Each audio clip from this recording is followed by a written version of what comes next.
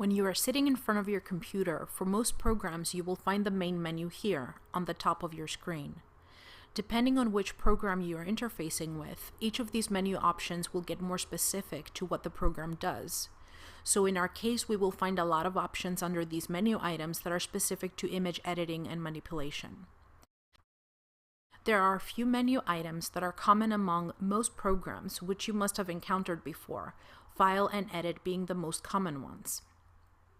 Under File, you typically find your options to create a new document, open an existing document, save your work, and print. And under Edit, you will get the options to cut, copy, and paste information. We will be looking at various helpful features that hide under this menu as we work with Photoshop in the following weeks. A lot of really important features of Photoshop are available to us within these grouped panels that are floating here to our right. You can navigate through these by clicking on their individual tabs.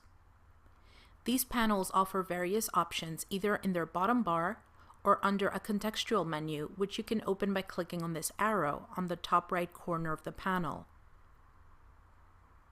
For each of these panels, the contextual menu will display options that are specific to that panel. The interface can be customized by using these workspace options here to the top right corner of our interface. Essentials sets up for us the essential windows of Photoshop for general use of its features. Painting sets up a set of windows that are particularly helpful to users who are employing Photoshop for painterly types of image work, and so on.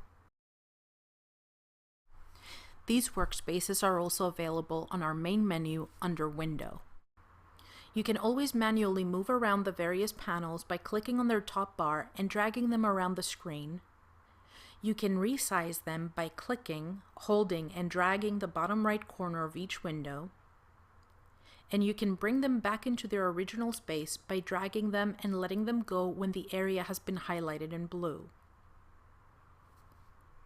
Instead of manually restoring windows, you can reset any of these workspace options provided by going to the main menu and under Window, Workspace, click on the option to reset the workspace you're currently using.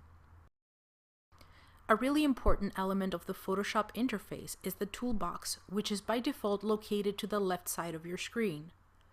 All of Photoshop's tools are located here. When you see a small black arrow on the bottom right of a tool, it means that you can click and hold, and the rest of the tools residing in this location will become available to you. The options for setting various tool properties will appear in the Control panel, and these options will change depending on the tool you have selected. Our main working area is the Canvas window here in the center of our screen. You can move the main window by clicking on the top bar and dragging it. You can resize it by clicking on its bottom right corner and dragging. You can close it by clicking on the red bullet here in the top left, or minimize it by clicking on the yellow bullet. If you minimize a window, you can bring it back up by going to Window on the main menu, going all the way down and selecting its file name. Let's go ahead and open an image.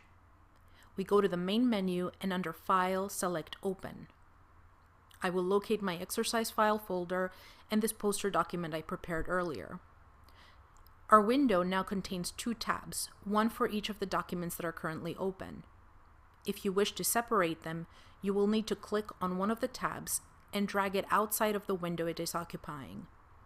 As you will see, the images have now separated into two independent windows. I will go ahead and close this blank document and focus on this poster document for now. What we see here on the top bar of this document window is that there is a lot of useful information displayed.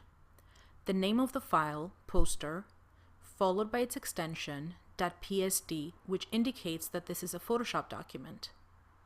The magnification of this image is listed next. 100% indicates I am now looking at the most accurate view because each image pixel is represented by one monitor pixel. The magnification information is also listed here at the bottom left corner of our window. Another piece of information we get from the top bar of our image window is the color mode. In this case, we are looking at an RGB image.